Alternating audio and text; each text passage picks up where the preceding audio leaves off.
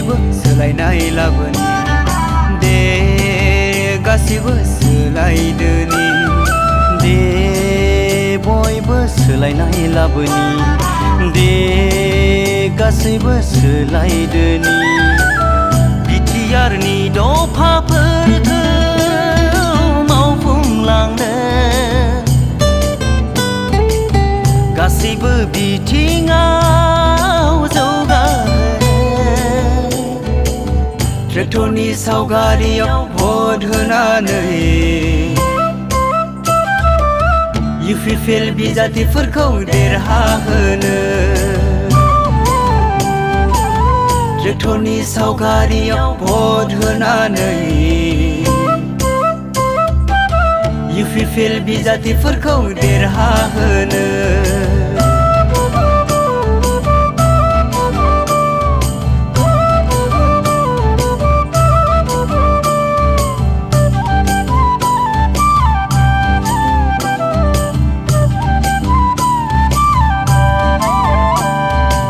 UPPL long live हाग्रामा महिलारिनि 17 बोसोर खुंथायनि model BTC model लामा नै रायजोफोर नाय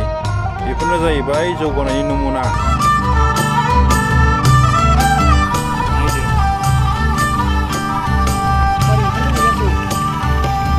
फाननानै दाला गावनि मोनथायखौ जौसे रांजों मुथासे खुन्दुंजों फाननानै दाला गावनि बेसेनखौ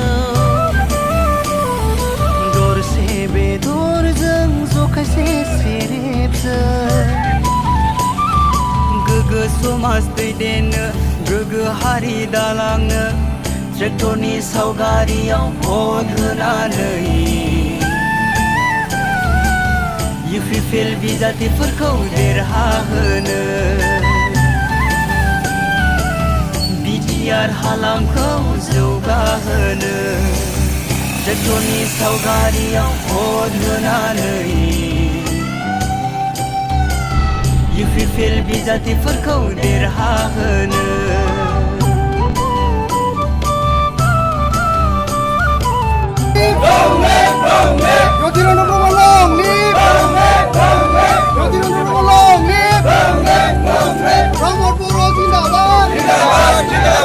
UPPL long live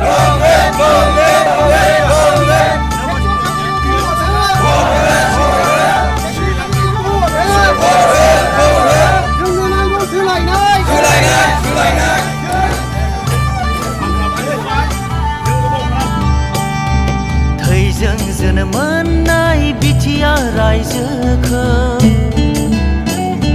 गासिबो दफाफोरखौ मावफुंसारनो